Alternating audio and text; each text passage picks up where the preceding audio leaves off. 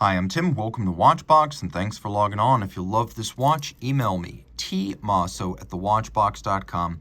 Your purchase and pricing email question line for buying this or any watch you see on any Watchbox platform. Please reach out to me directly for pricing.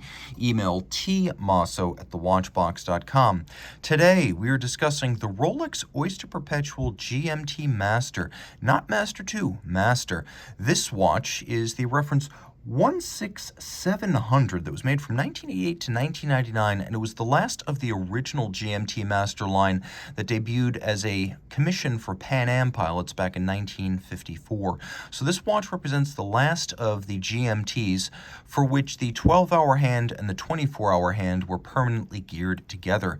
Now the timepiece is 40 millimeters in diameter in stainless steel. This one is X series, so circa 1991.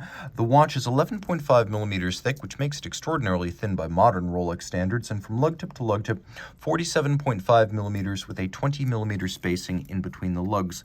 Pop open the clasp. We'll throw this one on my 16 centimeter circumference wrist, and you can see it wears well. It wears really flat, and there's no trouble wearing this under a cuff because it does feature a vintage Rolex bracelet that is correct to the model. It has pivoted end links, which means it's shorter across the wrist, making it more suitable if you have a smaller wrist. And as you can see, easily sliding underneath the cuff, nowhere near the edge of my wrist. I'm going to say this is suitable for a wrist as small as 13 to 13.5 centimeters circumference.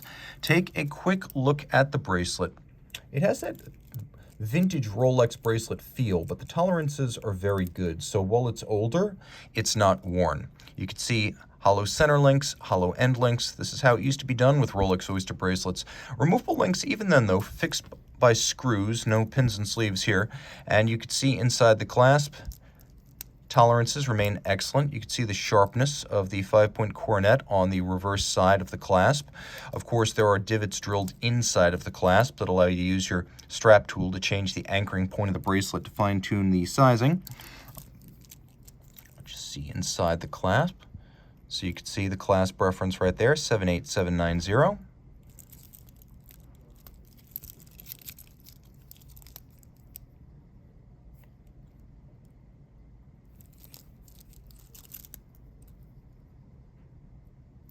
And you can see it uses 501B end links. Taking a quick look at the case itself, you can see it's actually quite nicely preserved, as considerable evidence of the original factory beveling is still present on the shoulders of the lugs. So you can see the metal is even and full, that these spring bars are nowhere near protruding from the case, that there are no dents, there's no deformation to the lug profiles. And of course, on this generation of GMT, we would have had satin lug tops and polished case flanks.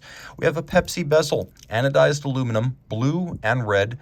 The idea back then was to make it easier to calculate the time at a port or airport of arrival.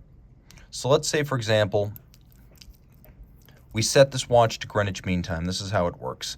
So you set to Greenwich Mean Time, and then you use the bezel to calculate the time at your airport or port of destination, because this was a pilot's watch. So it would always be set to Greenwich Mean Time. You had a 12-hour hand, and then you had a 24-hour hand that makes one circuit per day.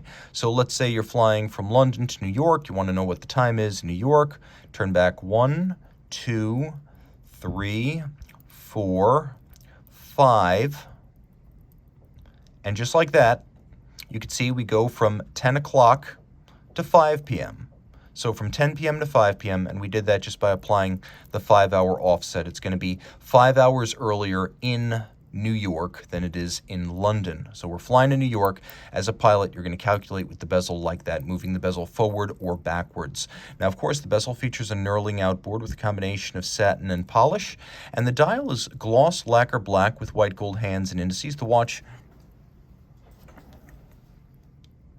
as you can see, features a Rolex correct subsequent service dial, so it would have been tritium as originally crafted. At some point, this went back to Geneva, and it received a Luminova dial and Luminova hands. So this watch is a daily driver, very good condition, all correct Rolex parts, but it has had a service dial.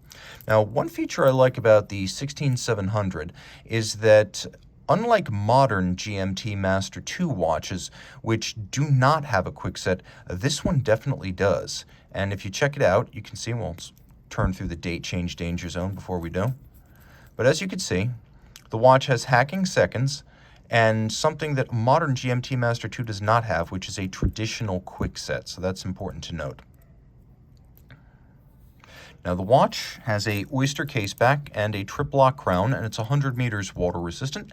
And internally it features a caliber only ever used on this model. So this is the caliber 3175, bidirectional automatic winding with a 48-hour power reserve, stop seconds, a quick set, separate 12 and 24-hour time displays, 31 joules, 4 hertz beat rate, 5-position adjustment, and it is a COSC certified Swiss chronometer. For toughness, it features a full balance bridge with a free sprung balance and a Breguet overcoil hairspring, again to help it keep time in every position in which it may be tested for the COSC chronometer test, and even positions in which it will not be tested for the COSC.